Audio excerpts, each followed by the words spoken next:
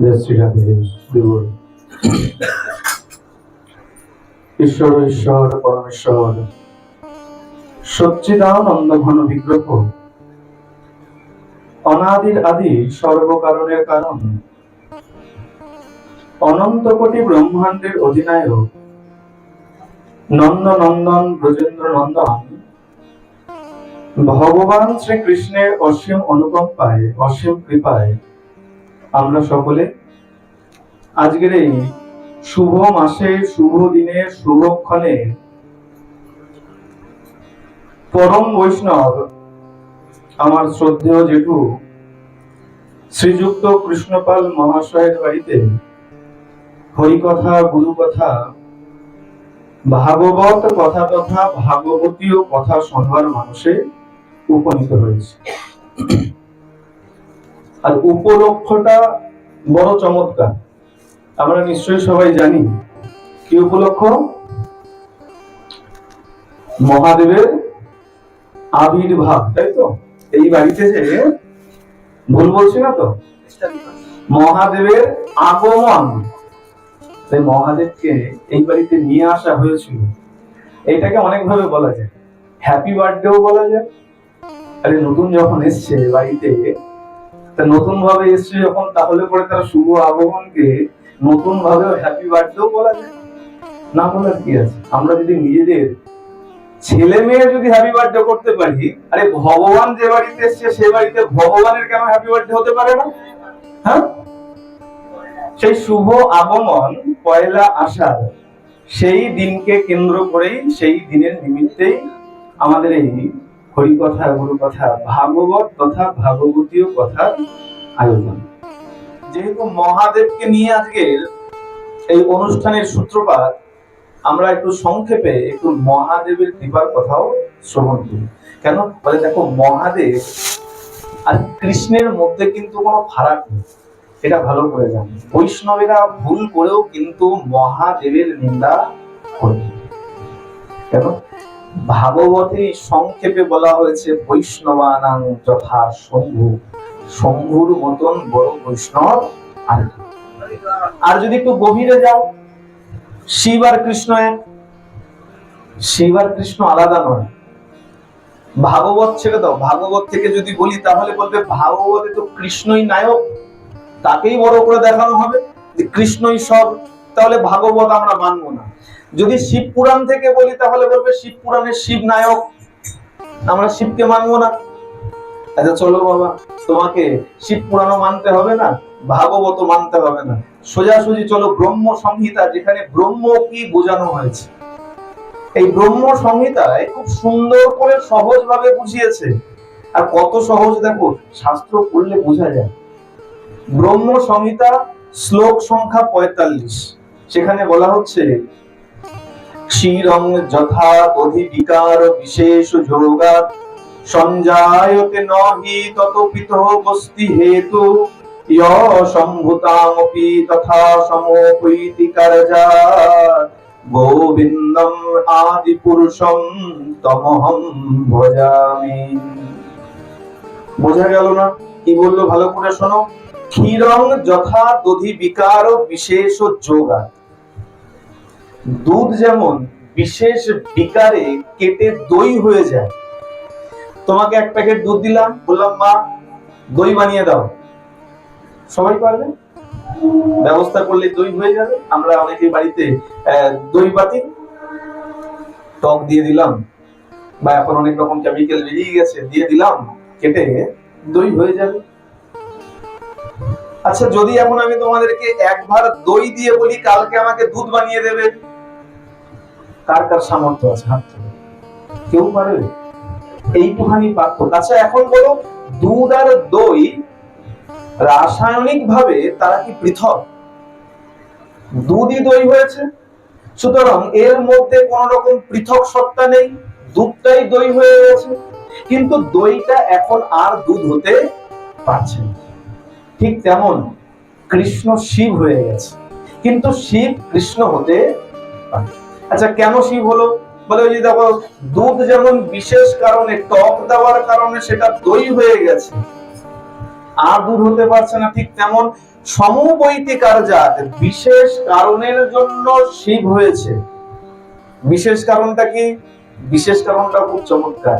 ভগবানের দু রকমের শক্তি আছে, একটা হলো অন্তরঙ্গা শক্তি, আহ্লাদিনী শক্তি, যিনি আমার শ্রীমতী রাধা ঠাকুরানী, আর দ্বিতীয় শক্তি হচ্ছে বহিরঙ্গা শক্তি, যাকে আমরা যোগমায়া, মহামায়া, মা পার্বতী ইত্যাদি ইত্যাদি নামে চিনে থাকি।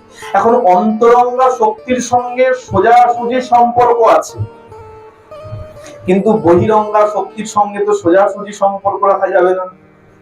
যেখানে কৃষ্ণের উপস্থিতি সেখানে মায়ার কোনো উপস্থিতি নাই, কিন্তু মায়াকে যদি আমি না সম্পর্ক রাখি তাহলে মায়াকে চালাবো কি করে? দেখো না যে ভাই, কোম্পানিতে মালিক না আসলে ম্যানেজার কি করে সব নয় ছয় করে উল্টে যায় কোম্পানি। তো ভগবান চিন্তা করছে যদি মায়ার সঙ্গে সম্পর্ক না রাখি, মায়া যদি ঠিক মতো আমার সংসার না চালায়, তাহলে মায়ার সঙ্গে সম্পর্ক রাখবো কি করে? সোজাসুজি রাখা যাবে না। তাই কি করেছেন তিনি? কৃষ্ণ থেকে শিব হয়ে গেছে। এ কারণে যোগমায়ার স্বামী হলেন দেবাদিদেব মহাদেব, মা পার্বতীর স্বামী দেবাদিদেব মহাদেব। শুধুমাত্র এতটুকু পার্থক্য, আর এই পার্থক্যটা না জেনে আমরা কি করি? মহাদেবের এসব করা যাবে না, মহাদেবের প্রসাদ নেওয়া যাবে না। হ্যাঁ, মহাদেবের প্রসাদ নেওয়া যায় না। যেখানে কেবলমাত্র মহাদেব আছে, কেবলমাত্র শিবের পূজা হচ্ছে, জ্যোতির্লিঙ্গ বাদ দিয়ে, ভালো করে শুনবে, দ্বাদশ জ্যোতির্লিঙ্গ বাদ দিয়ে পৃথিবীর যেখানেই হোক না কেন, যদি কেবলমাত্র শিবের পূজা হয়, সেই প্রসাদ ভুল করে কখনো গ্রহণ করতে না। মা পার্বতীর অভিশাপ আছে, যদি সেই প্রসাদ গ্রহণ করো তাহলে সোয়ান জনিতে গিয়ে জন্মগ্রহণ করতে হবে, মানে কুকুর হয়ে জন্মগ্রহণ করতে হবে।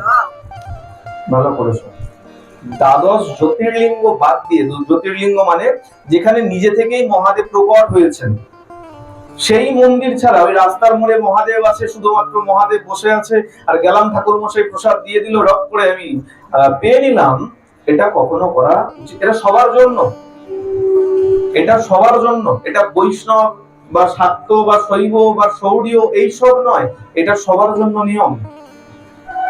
এখন দেখো অনেকে বলবে তাহলে এত ভেদ কেন করো? একজনকে মানলেই হয়? হ্যাঁ, অবশ্যই হয়। যখন যার প্রয়োজন তখন তাকে মেনে নেবে। তার জন্যই আমাদের সনাতন ধর্ম। আমাদের সনাতন ধর্ম উদার। অন্যান্য ধর্মে গেলে দেখবে একটাই রূপ আছে ভগবানের, তোমার ভালো লাগুক আর না লাগুক তাকেই মানতে হবে। তোমার তাকে বাবা ডাকতে ইচ্ছা করছে না, কিন্তু জোর করে তোমাকে বলা হচ্ছে তোমাকে বাবা ডাকতেই হবে। কিন্তু সনাতন ধর্ম দেখো, আচ্ছা কৃষ্ণ ভালো লাগছে না, মহাদেবকে মেনে নাও। মহাদেব ভালো লাগছে না, গণেশকে মেনে নাও।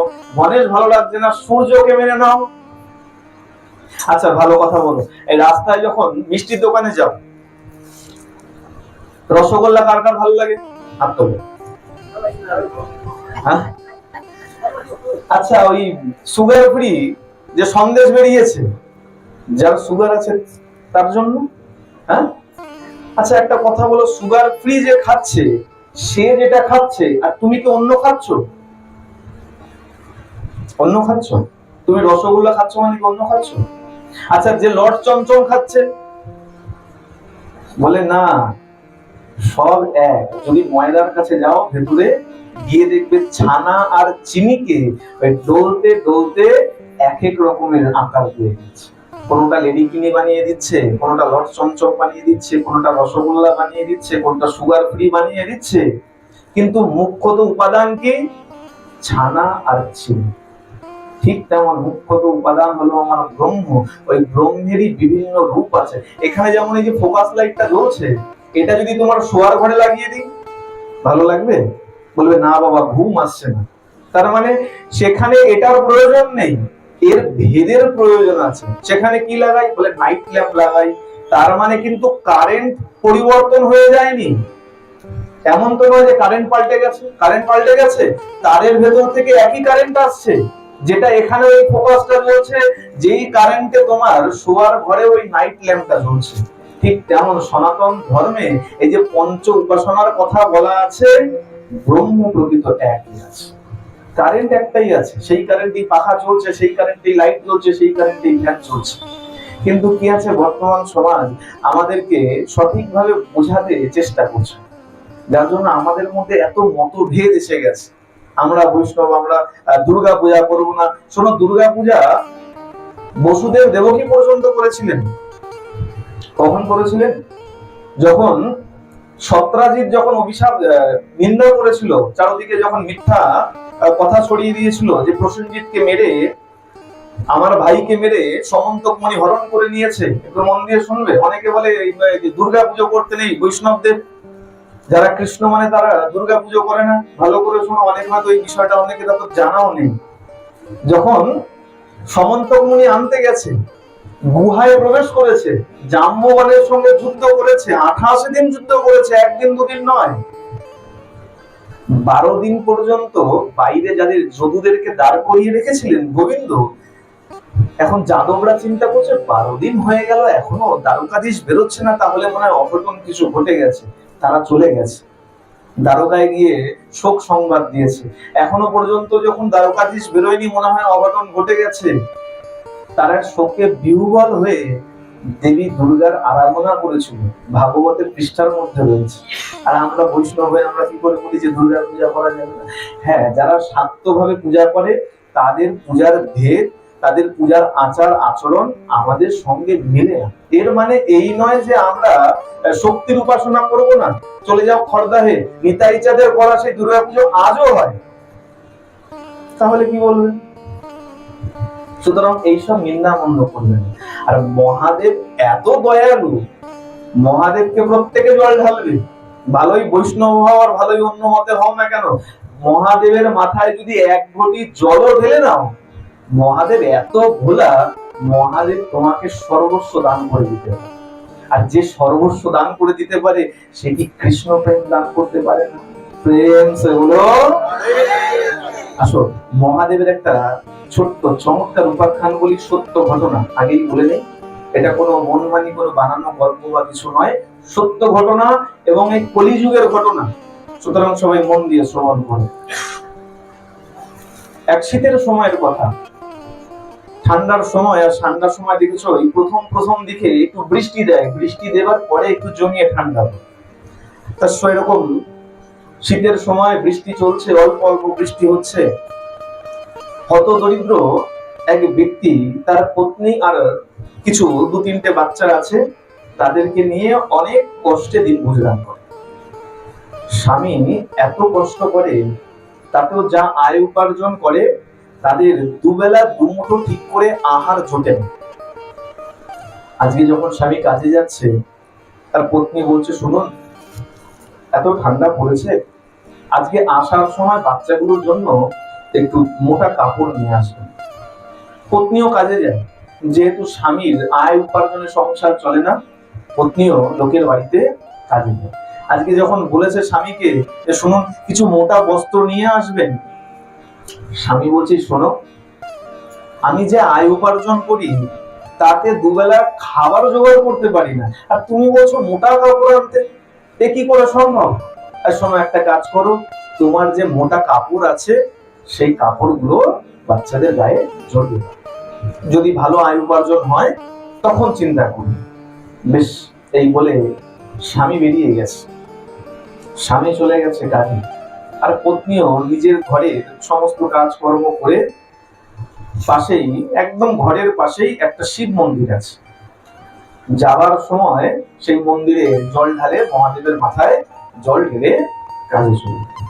আজকে এত ঠান্ডায় বাচ্চাগুলোকে দেখে খুব কষ্ট পাচ্ছে। বাচ্চাগুলো এত ঠান্ডায় টকটক করে কাঁপছে, কত খারাপ লাগছে। গরিব ঘর, মোটা কাপড় তো কতগুলো কাপড় থাকতে পারে, যা ছিল সামান্য জড়িয়ে দিয়েছে, তাতেও বাচ্চাদের ঠান্ডা যেন মানাচ্ছে। বেরিয়ে ওই এক ঘটি জল নিয়ে আজকে গেছে, মহাদেবের মাথায় ঢেলেছে। ঢেলে বলছে, প্রভু, সবাইকে দেখো, আমার দিকে একটু তাকাও। হত দরিদ্র, দিন চলে না, তার মধ্যে বাচ্চাগুলোর এত কষ্ট, মা হয়ে বাচ্চার কষ্ট আর দেখতে পাচ্ছে। আমাদের কিছু না দাও, অন্তত বাচ্চাগুলোর জন্য একটু কিছু ব্যবস্থা করো। যথারীতি জল ঢেলেছেন। জল ঢেলে যেই বেরোবে মন্দির থেকে, বেরোতেই দেখছে সেই নগর শেঠ সেই মন্দিরে এসে দাঁড়িয়েছে কম্বল দান করবার জন্য। আগেকার সময় ছিল, এখন তো দানের অনেক জায়গা হয়ে গেছে, আগেকার সময় ছিল দান করলে পরে মানুষ একমাত্র মন্দিরেই যেত। যা দান করুক, অর্থ দান করুক, আহার দান করুক, বস্ত্র দান করুক, যাই করুক না কেন মন্দিরের কাছে গিয়ে দান করত। নগরশেঠ দাঁড়িয়ে গেছে দান করবার জন্য, কিন্তু লাইন পড়ে গেছে বিশাল। ওই পত্নী চিন্তা করছে, আরে মহাদেবের কত কৃপা, এই সবে মাত্র চাইলাম আর দেখো বেরোতে না বেরোতে দেখছি কম্বল দিচ্ছে, কত বড় কৃপা। তাড়াতাড়ি করে গিয়ে লাইন দিয়ে দিয়েছে। অনেকটা লাইন ছিল, লাইন যখন শেষ হয়েছে, যখন তার নম্বর এসছে, একটা চমৎকার কম্বল পেয়েছে। চমৎকার কম্বল পেয়েছে, কম্বল পেয়ে খুব খুশি হয়েছে। কেন? সবে মাত্র বললাম তোমাকে আর তুমি ব্যবস্থা করে দিলে। কেন? তো এই সংসারও কিন্তু খুব স্বার্থপর। যদি দিতে পারো তাহলে ভালো, আর দিতে যদি না পারো তাহলেই গেল। এটা বাস্তব সত্য কথা। যতক্ষণ শরীর চলবে ততক্ষণ সবাই ভালোবাসবে, আর বিছানায় পড়ে যাও 1 মাস 2 মাস 3 মাস ভালোবাসবে, তারপরে সামনে কিছু না বললেও মনে মনে বলবে গেলে করে আছে। এটা সংসারের বাস্তব সত্য কথা। যতক্ষণ রথ আছে ততক্ষণ সব ভালো লাগে, আর রথ পড়ে গেলে পরে তখন এই সংসারে একমাত্র একজনই আছে যে তখনও তোমাকে ভালোবাসবে, তিনি হলেন আমার রাধা। প্রেম সে বলো, আরে ভালো সময়তে একটু জোরে বলো। আজকে যখন ভালো কম্বল হাতে লেগেছে খুব খুশি হয়েছে, মনে মনে এত খুশি হয়েছে যে মহাদেবকে বললাম আমার কম্বল হাতে লেগে গেল। খুব খুশি হয়ে, অনেকটা বিলম্ব হয়ে গেছে, অনেক লম্বা লাইন ছিল, কাজে যাওয়ার পথে বেরিয়েছিল, এতটা বিলম্ব হয়ে গেছে। তাড়াতাড়ি করে যখনই মন্দির থেকে বেরিয়ে এবার কাজের দিকে যাবে, হঠাৎ করে পেছন থেকে এক বৃদ্ধ বাবা ডাক দিয়েছে, এই মা শোন। যে ডাক দিয়েছে ঘুরে দাঁড়িয়েছে, দেখছে এক অত্যন্ত বৃদ্ধ, ভালো করে হাঁটতে পারছে না। সেই বৃদ্ধ বলছে, শোন মা, আমি এত বৃদ্ধ না, আমি গিয়ে লাইনে দাঁড়াতে পারছি, আমার পক্ষে সম্ভব নয়, আর তুই কি কৃপা করে তোর কম্বলটা আমাকে দিবি? এবার চিন্তা করো, ওই রমণীর জায়গায় নিজেকে দাঁড় করাও। চিন্তা করো, ঘরেও 2-3টে বাচ্চা আছে, আর তোমার সামনে ওরকম একজন বৃদ্ধ দাঁড়িয়ে আছে, তুমি কি করবে? রমণী কি বলছেন ভালো করে দেখো। এই কারণে বলে ধর্ম কর্ম করলে পরে চিন্তা ভাবনা সব শুদ্ধ থাকে। রমণী চিন্তা করছে, করবো তো করবো কি এখন, আমার ঘরেও 2-3টে বাচ্চা রয়েছে, আর তারা ঠান্ডাতে তারাও পারছে না, কিন্তু এই বাবাকে দেখছি, এই বাবারও অবস্থা খুব খারাপ। এখন তো ধর্ম সংকটে পড়ে গেলাম, কি করব? বাবাকে না দিলে ঘরের সন্তানগুলোকে যদি দেই তাহলে বাবার কষ্ট হবে, আর বাবাকে দিলে আমার ঘরের সন্তানদের কষ্ট হবে। এখন কি করি? বাবা বলছে, শোন মা, এই ঠান্ডায় বড় কষ্ট পাচ্ছি, দেখ তুই তো লাইন দিলে তুই আরেকটা পাবি, আমি তো আর লাইন দিতে পারছি না, তা তুই আমাকে তোরটা দে না। ওই রমণী বিচার করলো, কি বিচার করলো দেখো, কত সুন্দর বিচার। রমণী চিন্তা করছে, আমার বাচ্চাগুলো হয়তো একটু কষ্ট পাবে, কিন্তু মোটামুটি একটা মোটা কাপড় জড়িয়ে এসেছি, কিন্তু এই বাবার যে অবস্থা দেখছি, তাতে কম্বলটা না দিলে হতে পারে এই বাবার শেষ সময় অতি দ্রুত চলে আসতে পারে। কি করেছে? কম্বলটাই বাবার হাতে দিয়ে, বাবা এই নাও, তুমি এই কম্বলটা রাখো, আমি দেখছি লাইন দিয়ে আর একটা পাওয়া যায় কিনা। কম্বলটাই বাবাকে দিয়ে দিয়েছে, দিয়ে ওই রমণী আবার দৌড়ে গিয়ে লাইন দিয়েছে। কিন্তু এইবার কপাল বন্ধ ছিল, খানিকটা লাইন যেতে না যেতে কম্বল শেষ। একটা নির্দিষ্ট সংখ্যক কম্বল এনেছিল, কম্বল শেষ হয়ে গেছে। রমণী কিন্তু মনে মনে আক্ষেপ করেনি। ভালো করে জানবে, দান করে যদি মনে মনে আক্ষেপ করো, সেই দান কিন্তু বৃথা হয়ে যায়। দান করলাম, আমি কিছু দিলাম, আর দিয়ে দিয়ে মনে মনে ভাবছি, হায় হায় রে, এটা আমার চলে গেল, তাহলে কিন্তু সেই দানের কোনো মূল্য থাকে। ভালোই তুমি 1 টাকা দান করো, আর ভালোই তুমি 500 টাকা দান করো, দান কখনো পরিমাপ দেখে হয় না। হ্যাঁ, দান পরিমাপ দেখে হয়? দান পরিমাপ দেখে হয় না, দান মন দেখে হয়। তোমার মন কেমন তাই দেখে হয়। আর যদি তাই না হতো, দ্রৌপদী কতটুকু কাপড় দান করেছিল? যখন আমার গোবিন্দের আঙুল কেটে গিয়েছিল সুদর্শন চক্রে, দ্রৌপদী কতটুকু কাপড় দিয়েছিল? একটা আঙুলে পেঁচাতে গেলে কতটুকু কাপড় লাগে? আর তার পরিবর্তে ভগবান দ্রৌপদীকে কত বস্ত্র দান করেছিল একবার বিচার করে দেখো তো, তাহলে বুঝতে পারবে দান কখনো এই বেশি করলাম কম করলাম এটা নয়, দান সব সময় মনের থেকে হয়। আজকে এই রমণী আজকে কি বিচার করছে চিন্তা করো।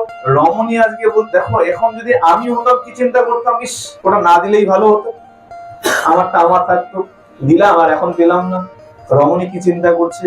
রমণী চিন্তা করছে হতে পারে ওটা আমার জন্য ছিল না, ভগবান ওটা আমার জন্য রাখেনি, যার জন্য রেখেছিল আজকে তার কাছে পৌঁছে গেছে, নিমিত্ত হয়তো আমি ছিলাম মাত্র।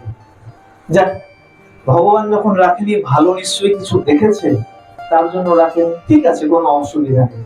চিন্তা করে ভালো মনেই কাজে চলে গেছে। আর কাজে যখন গেছে, দুবার লাইন দিতে গিয়ে অনেক বিলম্ব হয়েছে। মনে করো 9টার সময় কাজে যাওয়ার কথা, আর ইতিমধ্যে হয়তো মধ্যাহ্ন গড়িয়ে গেছে, 12টা 1টা বেজে গেছে। যখনই বাড়িতে গিয়ে দাঁড়িয়েছে কাজ করবে বলে, ওই গৃহিণী হাত দিয়ে বলছে, হ্যাঁ রে, এটা কি কাজে আসার সময়? কটা বাজে? যা, তোর ছুটির প্রয়োজন তো, তোকে আমি একদম পুরোপুরি ছুটি দিয়ে দিলাম, তোকে আর কাজে আসতে। চিন্তা করো, একটা কম্বল হাতে এসেছিল, সেটাও এক বৃদ্ধকে দিয়ে দিল, আর কম্বলের জন্য আবার দ্বিতীয়বার লাইন দিতে গিয়ে এত বিলম্ব হলো। আজকে যে কাজটা ছিল সেই কাজটাও চলে।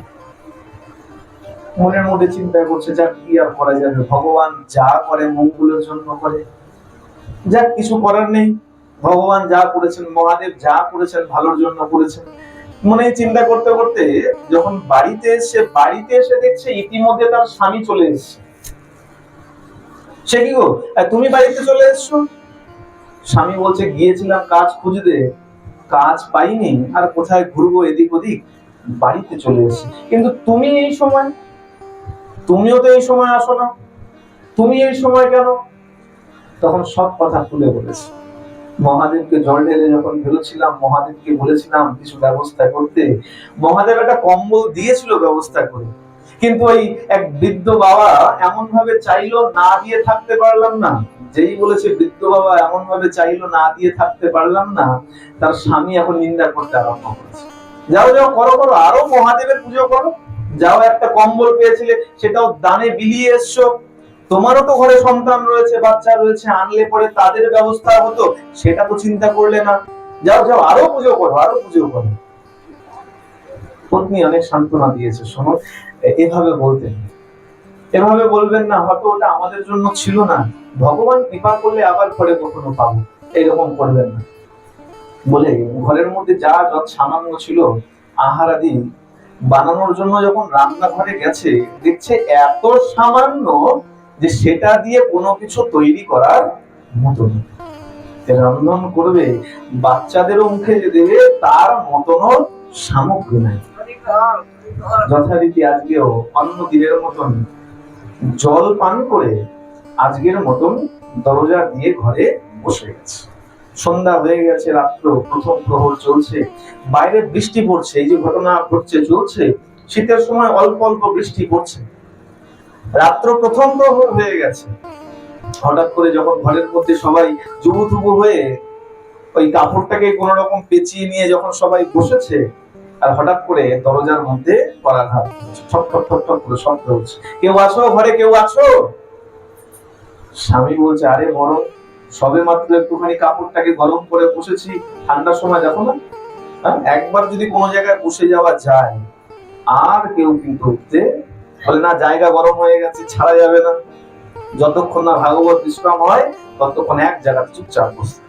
কেন বলে, কম্বলে গরম হয়ে গেছে। আজকে সেই ব্যক্তি বলছে, আরে মরণ, এই সবে মাত্র সব গুটিয়ে গাটিয়ে বসলাম, একটু গরম হয়েছে, আর এখনই আসতে হলো। পত্নী বলছে, শোনা, এরকম বলতে নেই, অতিথি নারায়ণ, অতিথি নারায়ণ এরকম বলতে নাই। এ কারণে এনাকে বলা হয় পত্নী, সহধর্মিনী। সবাই সহধর্মিনী হয় না। সহধর্মিনী কারা হয়? মনে করবেন না যে বিয়ে করলে পরেই সহধর্মিনী হয়ে গেলাম, না। সহধর্মিনী কারা হয়? যারা স্বামীকে ধর্মের পথে এনে দাঁড় করায়, কেবলমাত্র তাদেরকেই সহধর্মিনী বলা হয়, তারাই পত্নী। আর নচেত বাকিরা পেত্নীর দলেও পড়তে পারেন। প্রেম সে বলো। ওই খালি দুর্গাপুজোর সময় নেকলেস চাই, শাড়ি চাই, ঘাড়ে চেপে বসলাম, আর অন্য বাকি স্বামী মদ খেলো, জুয়া খেললো, কোনো চিন্তা নাই। না, এরা সহধর্মিনী বা পত্নী নয়। সেই হলো পত্নী, সেই হলো সহধর্মিনী, যে যেন তেন প্রকারেণ স্বামীকে ধর্মের পথে এনে দাঁড় করাবে। আজকে দেখো এর কত সুন্দর চিন্তা ভাবনা। দেখো স্বামীকে বলছে এরকম বলতে নাই, অতিথি নারায়ণ দরজায় এসছে, নিশ্চয়ই কোনো বিপদে পড়েছে, রাত্রবেলা বৃষ্টির সময়, কেন দরজা ঠক ঠক করবে, যান যান একটু গিয়ে দেখো। দরজা যখন গেছে, দরজা খুলতে, দরজা যখন খুলেছে, দেখছে এক ফেরিওয়ালা মাথায় একটা কাপড়ের গাঁটটি নিয়ে এসে দাঁড়িয়ে বলছে, বাবা শোনো, বৃষ্টি হচ্ছে তো, রাত হয়ে গেছে, তা ঠিক মতন চলতে পারছি না, তা একটু সময় বসতে চাই, বৃষ্টিটা বন্ধ হলেই আমি চলে যাব।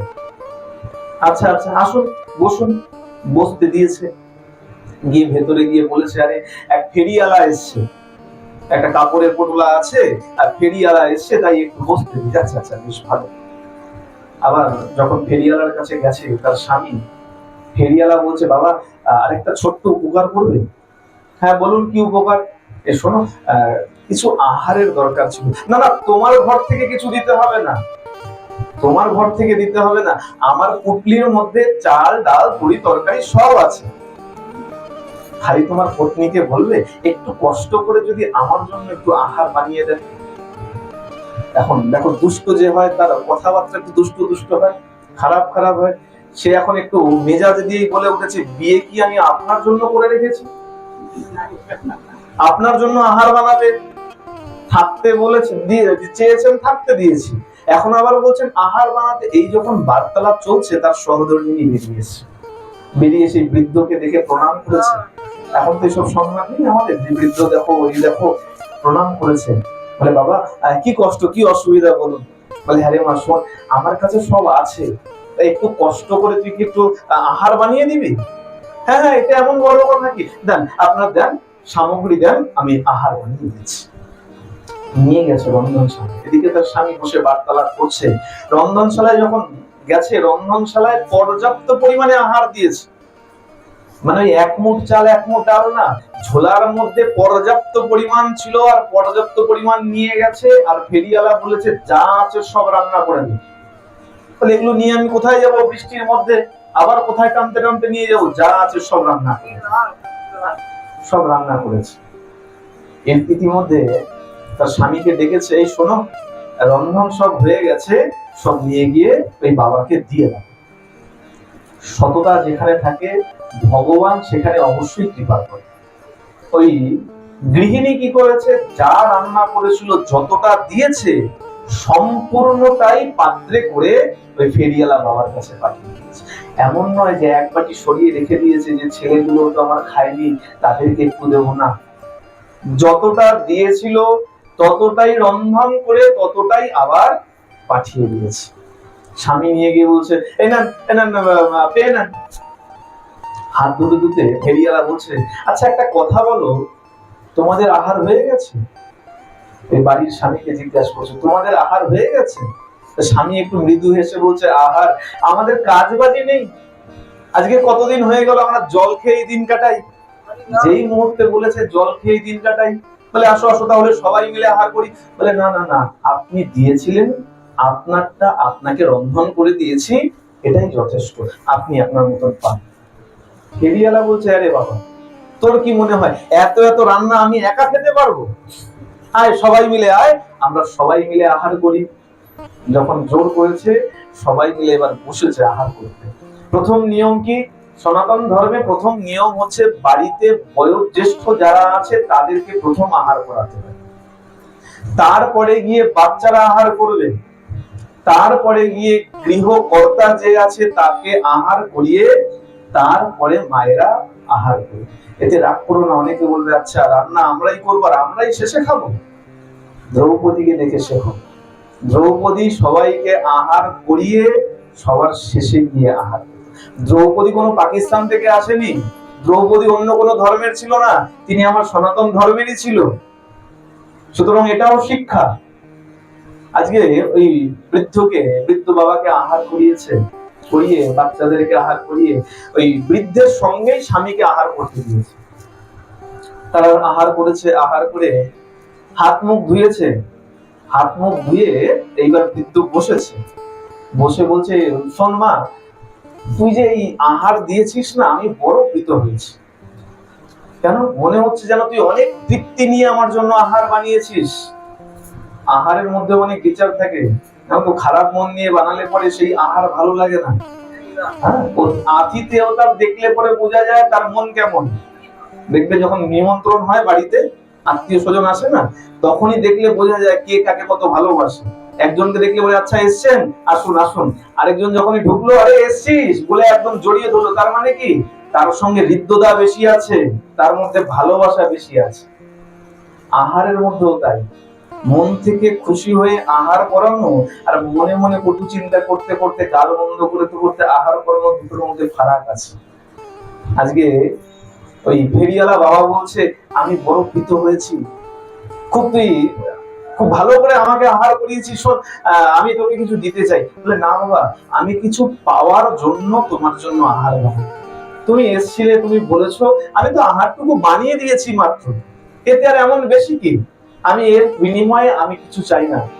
তো ফেরিওয়ালা বলছে, এই শোন, বেশি বক বক করিস না, যেটা বলছি সেটা শোন, বস এখানে। বসিয়েছে, বসিয়ে কি করেছে, ওই পটোলা খুলেছে। তোর কটা বাচ্চা? বলেছে 3টে বাচ্চা। ওই পটোলা থেকে, ফেরিওয়ালা ছিল, বড়লোক বাড়ির ছেলে মেয়েরা পড়ে, এমন শীতের বস্ত্র 3খানা টেনে বের করে ওই রমণীকে দিয়ে বলছে, নে এই 3টে নে, এই 3টে নিয়ে তোর ছেলেদেরকে পরিয়ে দে। পরিয়ে দে বলেছে। এখন রমণী 3টে বস্ত্র নিয়ে ব্যস্ত হয়ে গেছে। ফেরিওয়ালা বলছে, শোন, এগুলো টানতে টানতে আর কোথায় নিয়ে যাব?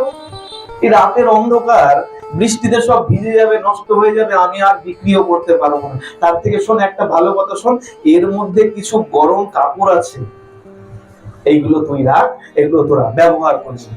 এই বলে তাদের সঙ্গে বার্তালাপ সেরে বলা মাত্রই সেই ফেরিওয়ালা বিদায় নিয়ে চলে গেছে।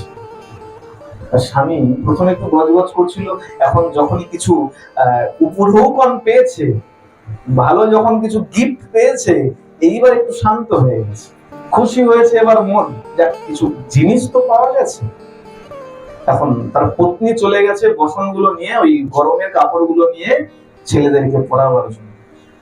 এদিকে আর তর সয়নি ওই ব্যক্তি, তাড়াতাড়ি বসে গেছে পোটলা খোলাবার জন্য। এটা সবার হয়েছে, খালি ওই ব্যক্তির নয়। মনে করো যখন ছোট ছিলে, মামা বাড়ি থেকে জামা কাপড় আসতো দুর্গাপুজোর সময়, এখন তো আর এইসবের আনন্দ নেই।